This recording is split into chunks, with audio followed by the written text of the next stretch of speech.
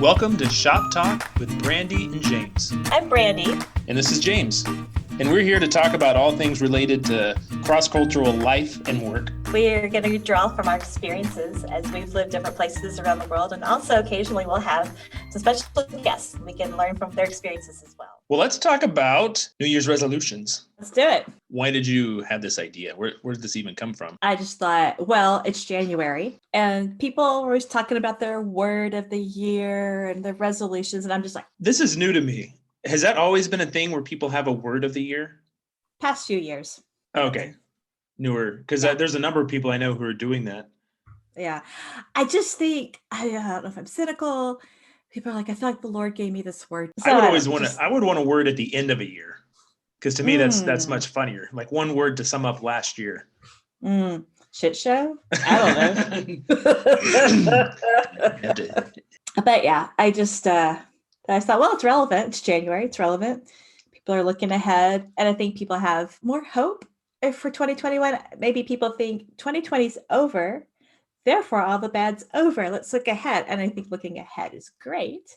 I don't think all the bad is over, but it's just an interesting idea to look ahead and just talk about. Well, I mean, even just thinking about getting some healthy expectations. Right. Which isn't quite New Year's resolution, but lots of frustrations in life are from an unmet expectation. I think it'd be worth our time to not set up 2021 to be another year of unmet expectations. As I was doing reading on resolutions, and I'm actually not a person who makes resolutions, so it's interesting to talk about them. But hey, it's good to talk about because I know a lot of people do. A lot of people put a lot of stock in them and put a lot of thought into it. So I thought, well, let's talk about that. What does that look like? And what does good change look like? Right. And I want to talk some about the science behind change. Mm-hmm. Like what's going on in our brain that gets us into bad habits? Because I feel like a lot of times New Year's resolutions are about trying to replace maybe a negative habit with something good or build into something that's healthy. That'd be funny if somebody was like, my New Year's resolution is to drink more. Done. Yeah, I can't wait to watch more movies and TV. Need to up the number of hours a week I spend on Netflix. Right. And that would be doable. But it brings up a good point about why change. And also, if you're thinking about change or making resolutions, what would be the reasons you wouldn't want to change? So understanding why you want to, but I'll also look at it as why wouldn't you want to? Because there's going to be a part of you that resists change and that pulls back against it. And so what are the motivations of that? Like say you eat for comfort, like that's what helps you when you're stressed or you're sad or whatever. So that's like a coping mechanism. So that would be a reason maybe you wouldn't want to change it because that's how you've coped before. And it's good to look at that, think, okay, that's why I've been doing that. So what can I do differently? So instead of maybe I would eat 5 vegetables a day, which is great, think about why haven't you been eating 5 vegetables a day? To kind of go a little bit deeper into thinking about the meaning behind things. What are like the top New Year's resolutions people make every year? Exercise more, lose weight. Have you looked it up? Yeah. Top 5? Live life to the fullest. That one's super vague. I encourage people not to do really vague, ambiguous things. Quit smoking. Okay. Save money, spend less money. You said it, spend more time with friends, travel more, or read more. Are you the kind of person who has several books going at one time? Always. I actually have 3. Look, I have 3 books on my desk. Nobody can see this, but I just finished the Culture Code. I've got 7 Principles of Making a Marriage Work. And I've got Samson and the Pirate Monks all within reach. I love it. But you've got a variety there. So you've got I'm assuming Samson and the Pirate Monks is fiction? No, that it's about calling men into brotherhood. Okay. Yeah. No, they're all nonfiction. Okay. Well, let's look at your question of what are some of the reasons that might keep people from doing these, especially these top ones. So like exercise more. What do you think it is that holds people back from exercise? It's kind of hard to start an exercise routine.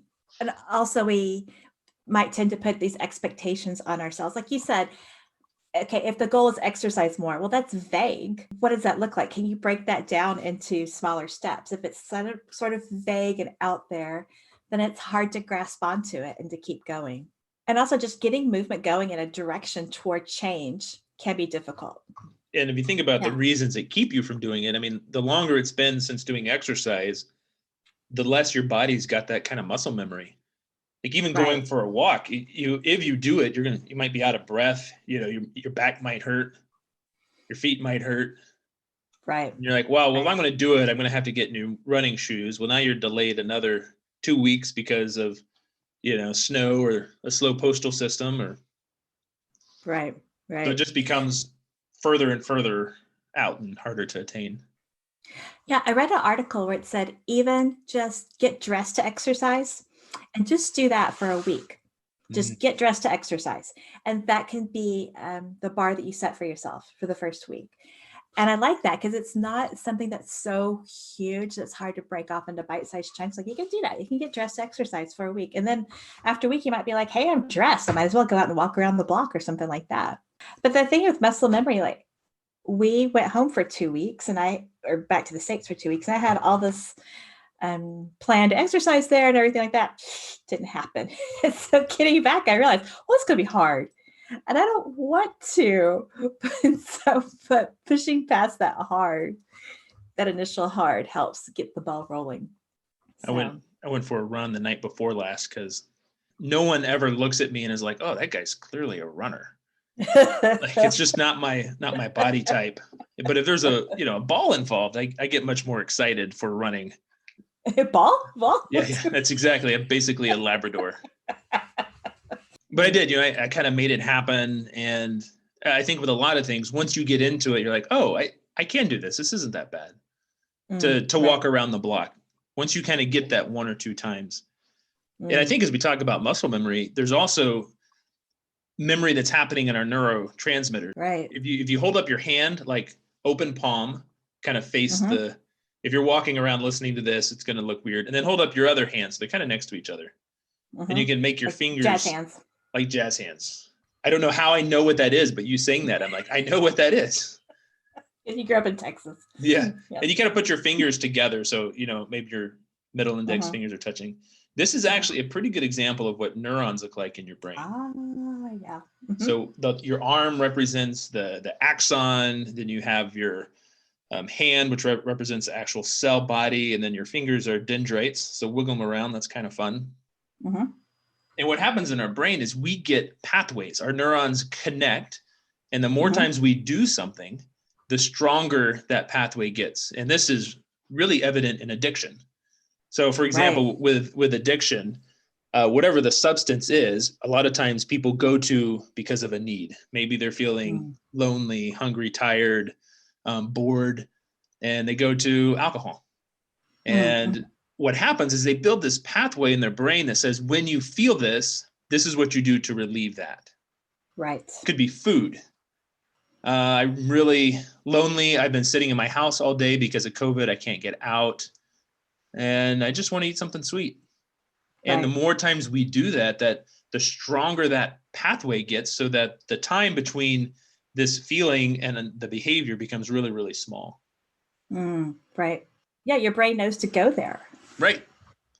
You've trained it. And our brains, there's this kind of ability to continue to build these things. And that's why it's really hard to break addictions, is because you have to come up with alternate things that provide a healthier behavior or substance or feeling. So you have to create a new highway.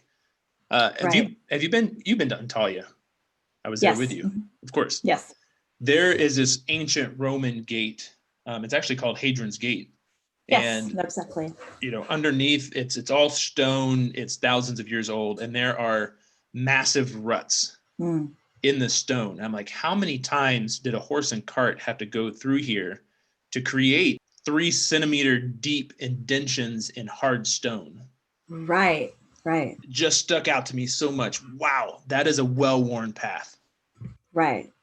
And that's what our brains look like, with habits that we have and patterns that we have. So it's, in a way, it's not surprising that change takes work, and can be hard at first, because our brains are just used to going back to what's familiar to Right. them.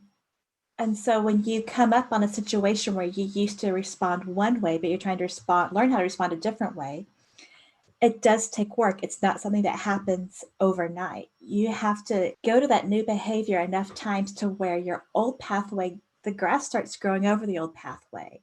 It becomes less obvious for your brain to go in that direction. Just to say that as a point of encouragement that change is hard, and that's okay that it's hard. That doesn't mean that it's impossible to do. That's just what to expect as you're moving toward change. And I will say what's amazing about your brain is it's very capable to do that. I was listening to a podcast with Sanjay Gupta, who's a he's a brain surgeon. Mm-hmm. And he just wrote a book about kind of brain chemistry. And one of his encouragements is just do something different every day. Yes. That makes your brain kind of use other neurons than the same ones you always use. Because if you look at the span of your day, many of the things you do in a day are using the same neural pathways. Think about something different. It's kind of like doing crosswords being good for your brain, but it's like get out and just try something different as a way of exercising your brain. Right.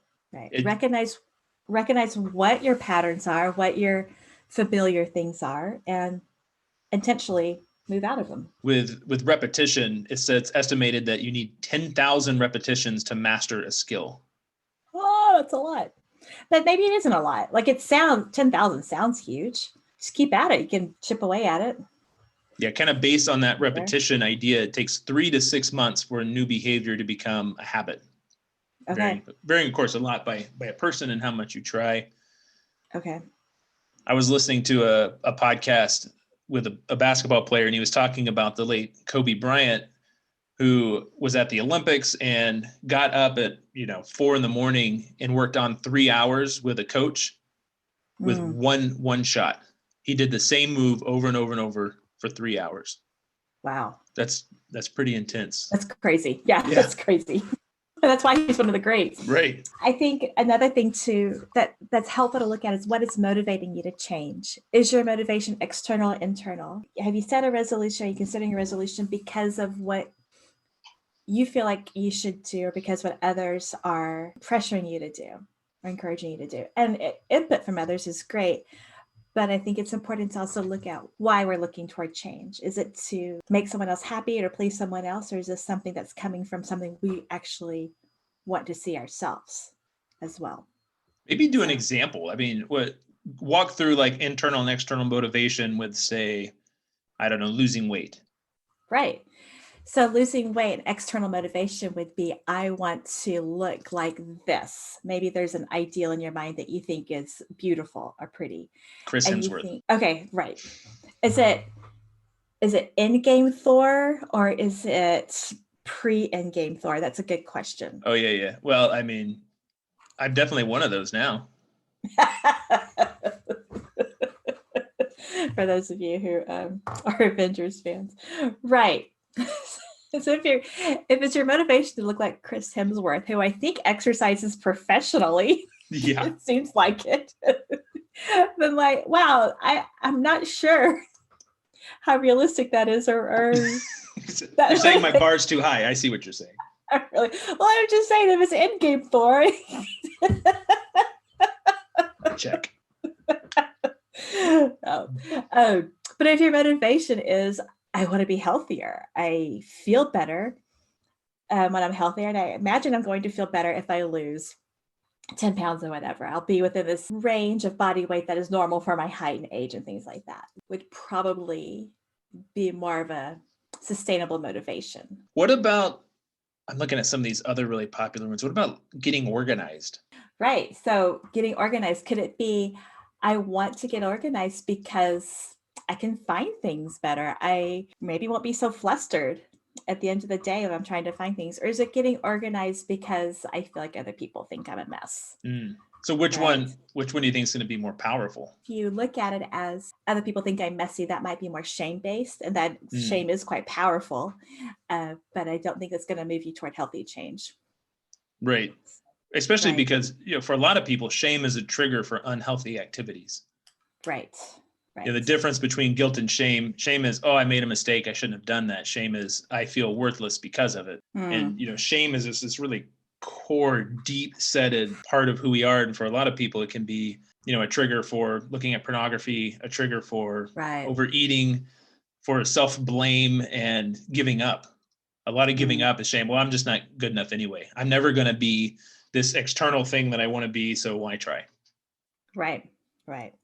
And it brings up a point of, are you moving toward positive change, or are you moving away from a negative? For instance, if you're wanting to be more organized, are you moving away from a perceived negative of other people see me as messy and sloppy and unorganized? Are you moving toward a positive change of, I'd like to be more efficient with my life. I like to be able to find things. Moving away from something negative isn't as productive as moving toward a positive, just a mindset thing. I think that positive mindset's really important when it comes to any change, especially New Year's resolutions. Let's go back to the exercise thing. If you are made a New Year's resolution, I want to exercise more. And even if you have a good plan, like just walking around the block, but when you get ready, all you can think about is how much you hate it and how much it's going to hurt and how much you don't like exercise. That's not really helping you develop healthy neurofeedback in your brain. Right. I've thought about that with running. Sometimes when I run, I think, I've only run a half a mile. Now I've only run a mile.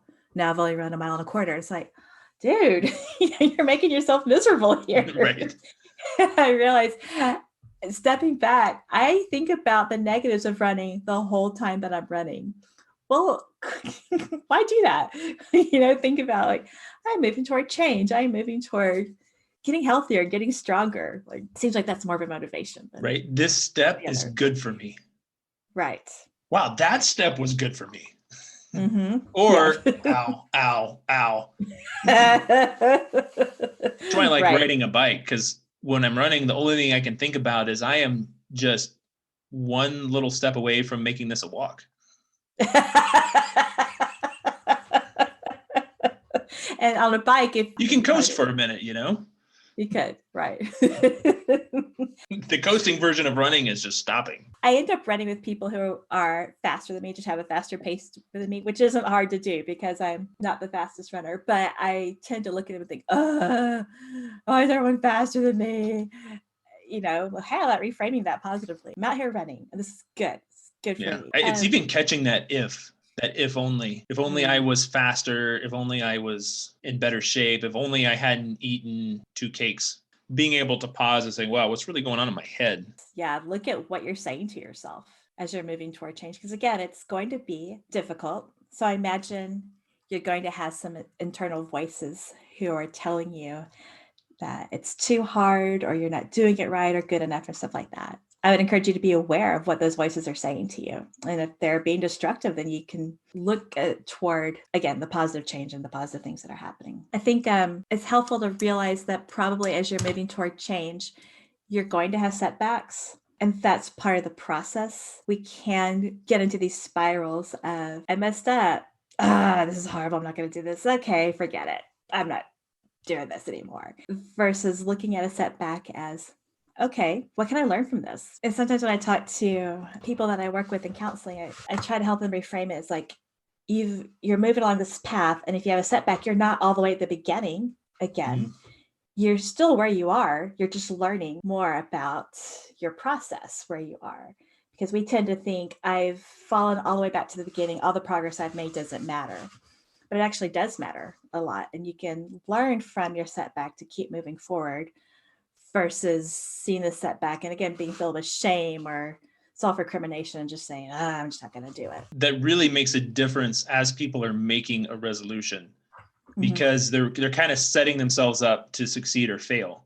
Because if you say at the beginning, I want to exercise every single day, no matter what happens when you make such a hard boundary resolution, when you do have that day that you get sick, or you're traveling, or it's raining cats and dogs and you can't get outside?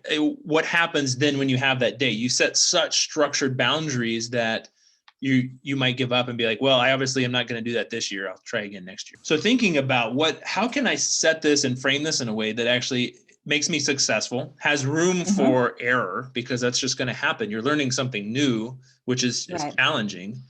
You're creating new pathways, which is going to be different. We tend to always go down the path of least resistance when it comes to our brain pathway. You don't want it to be too ambiguous, because if it's like, be fit, well, what does that mean? What does that mean? Right.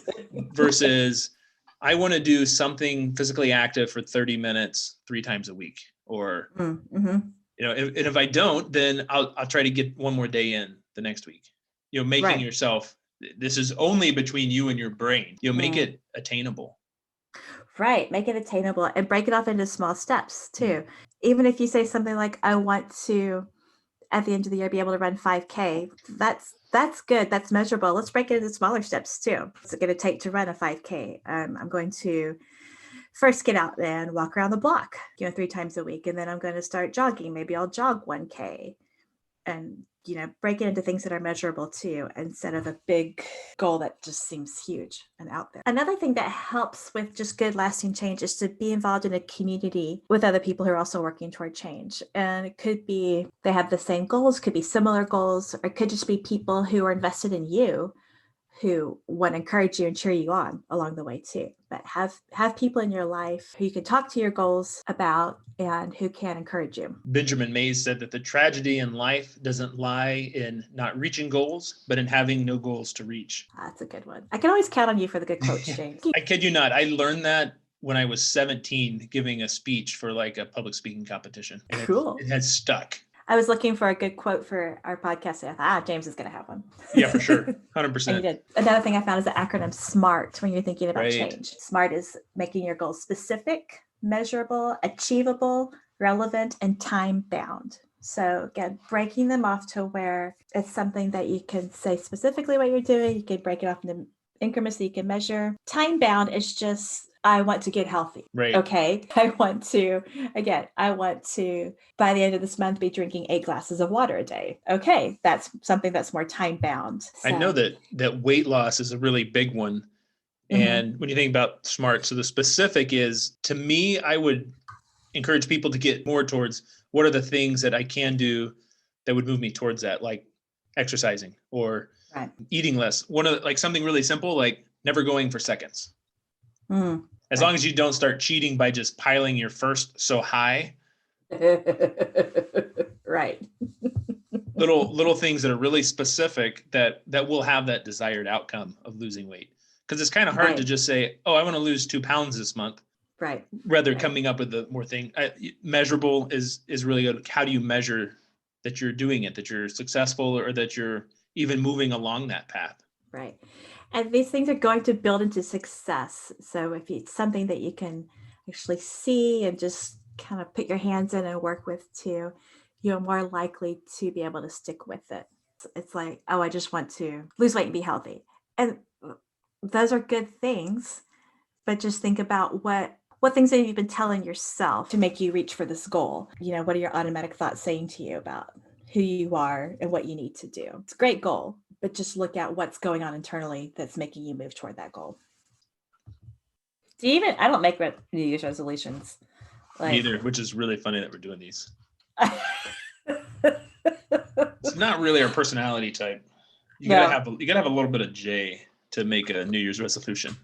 So we're ones to talk about it. But as you set goals for change, like you said, you set a goal to read a book a month. Yeah. What are some other things that I've done the Hotter Than Hell, which is a 100-mile bike ride. So 160-kilometer bike ride in August in Texas. Yeah. Why? Yeah. Okay. Why? Okay, go ahead. Exactly. So Did you die? No. Did you die? I felt like it. So I'd done it 3 times, and that's more the type of goal that works for me, because it's something really to work towards. I've loved playing sports, and this goes back to the running thing. Like, to make myself run a couple kilometers takes a lot of mental strength, but I'll play 2 hours of basketball and wear my smartwatch, and I'll have run easy 10 kilometers sometimes. Right. So part of it's just knowing myself. Like, I'm not going to set a goal to go run a mile every day, because that's just not the way I'm wired. But I could easily set a goal to do 30 minutes of intense physical activity. Right. So you're working toward how you're wired to, like you said. Right. You're not really wired to go out and run 5K, but you're wired to push yourself on the basketball court. Absolutely. That's good. Right. or currently, apparently, tackle football. I want to see video of this. Oh, man. A few years ago, I set a goal to run a half marathon, and I had run as part of exercise when I was younger, and I had not run in years. When you say you were younger, what does that mean? All through high school and early 20s. It's been a while. So yeah, the group of gals here, we were all just middle-aged moms who are like, yeah, let's run a half marathon. So we set up a training schedule and did it. A good training schedule breaks it off into bite-sized pieces too. And that was helpful. And we had accountability too. Could you have done it by yourself? No, I couldn't have. Yeah. No. That's another thing about knowing yourself, like get somebody to do it with you, whatever it is. Even if it's being more positive, I saw that's a pretty popular resolution. Who's going to encourage you and hold you accountable to that? Right. And here are the voices in your life that are like, come on, or, just eat that other piece of cake or whatever. Like, maybe don't listen to them so much. Right. But getting back to when we ran our half marathon, even if one of us was out of town, we had a little group that we would text and say, okay, I ran my 9K today or whatever, as part of the plan. So it was really helpful to have community around you who get you and want to see you succeed too. We're just so wired for community that it just makes a lot of sense to do something hard with other people. Right. I think how we hold each other accountable is important. Back to the positivity thing, really. If accountability is, did you run today? You didn't? Shame on you. Shame. Versus, hey, what are you going to do tomorrow? Right. Mm-hmm. Let's go on a walk tomorrow. Let's have a Zoom tomorrow and talk about this thing and kind of reframe how we even encourage each other to actually encourage positively, as opposed to, did you mess up this week? Exactly. Because what does that bring? It brings shame. Yeah. So if you have people and you have voices in your life who their encouragement is actually to shame you into doing something, maybe don't listen to them as much. Well, yeah, it's not going to be successful for long-term change. That's for sure. Yeah. If you have a resolution, that's great. Go for it. Set your goals, set measurable goals. Be gentle with yourself and also be persistent at the same time. Be gentle if setbacks come, but also be persistent about moving forward and moving toward your goals. And again, like January 1st is not a magical number. If that's the only time you can set resolutions or goals for yourself, you can do it any time of year. How about that? Yeah. No, really? What about on like a Tuesday? You can't do anything on a Tuesday. No. Actually, once January is over, you can't do any more change until the next January. So you've got this window. You've got 20 more days. That's right. Better get on it. If you're listening to this and it's January 28th, your time is ticking. You got 2 more days to get going on it. So good change can happen anytime. So how do you think this conversation applies to those specifically in cross-cultural situations? I think we could set expectations on ourselves and set pretty huge goals for ourselves. Say if you're moving overseas for the first time and you're language learning, and you're starting off language learning, there's the temptation to set these really huge goals for ourselves. And maybe that's not so realistic. Maybe it helps to, again, like as we were talking about, to break that off into bite-sized chunks. I'm thinking about, as an example, when we moved to Central Asia, I'd already known Russian pretty well. And it was easy for me to fall back on Russian instead of learning the language where we lived. And so thinking about as a goal that I wish I would have had for myself, as an example, I would be the one to go to the bazaar to do like our grocery shopping or fruit and veg shopping a lot. And I would usually start off with the local language and switch to Russian pretty quickly because I would get stuck. And so I could just fall back on Russian. And so thinking along those lines, like a goal for me could have been, I want to get through the bazaar today speaking only the local language, even if it means I'm using the same 4 or 5 words or something like that. Just like goals that are attainable, that you can reach. And yeah, I think sometimes organizations try to help do that, but sometimes they set goals that they really hope fit a wide audience, but really they just need to be adjusted because every individual, every family, every country people are living in is so different. And especially for people looking at COVID right now, we really need to look at our expectations as being different this year. Like if you're going to make a Absolutely. resolution, you got to look at it through the lens that really this whole year is going to be different. So wait a minute, you mean 2021? We haven't started over? Is that what you're saying? Reset button was not hit. Whoever was supposed to do that missed. Someone didn't eat their black eyed peas. Yeah. That's a Southern reference.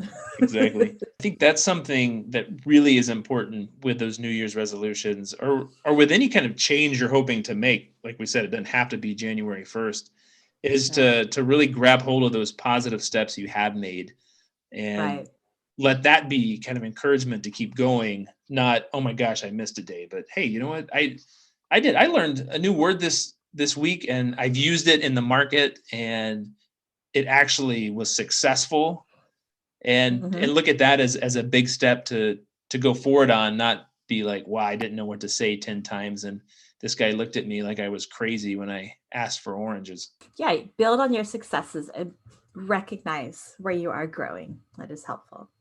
How do you think this relates to adjusting to culture as well? It's, it's the same and different as learning language. Yeah, it really is about expectations and sometimes knowing that just being there is successful.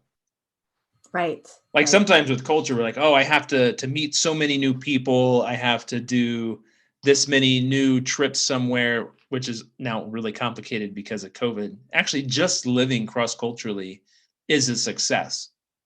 It's kind of like surviving a little bit, but there's this element of you being there. And even for those that are language learning and haven't gotten to whatever their work is going to be yet, just being there is actually being successful and learning and growing. And that's just as important part of adjusting to culture as keeping track of numbers or however else success is recorded. Yeah, absolutely. And again, I think as cross-cultural workers, we can tend to put these really lofty goals on ourselves right out the gate. Because I think people who are drawn to this type of work are tend to be pretty high achieving people. And so we put these really high expectations on ourselves. They're like, it's probably not so realistic as you're talking about the family who's living pretty remotely, pretty close to the local culture with young kids. What are realistic goals and realistic expectations? I mean, can it be that you can just smile at your neighbor and just have like a 5-minute conversation with your neighbor? If you're able to lean in to them and lean into where they are and make an effort to understand them, that's a step in the direction of becoming more acquainted with the culture and becoming more familiar and more comfortable with the culture too. And in the year of COVID, did like everybody go to bed with all of their fingers and toes? Yeah. Right? That's it. You did it. You did it. Everybody woke up the next morning, done. You have made it another day in the years of COVID. Exactly. Yes. Yeah. Sounds good. Great. Well, thanks for being here. I just want to encourage people to think about change positively. Look at maybe one thing that you can do. Look up SMART if you're trying to remember what that is, SMART, for a good acronym for setting goals. Right. Yeah. And again, be gentle with yourself, but also be persistent. And get some community around you that's going to encourage you too. So, thanks for listening. See you next time.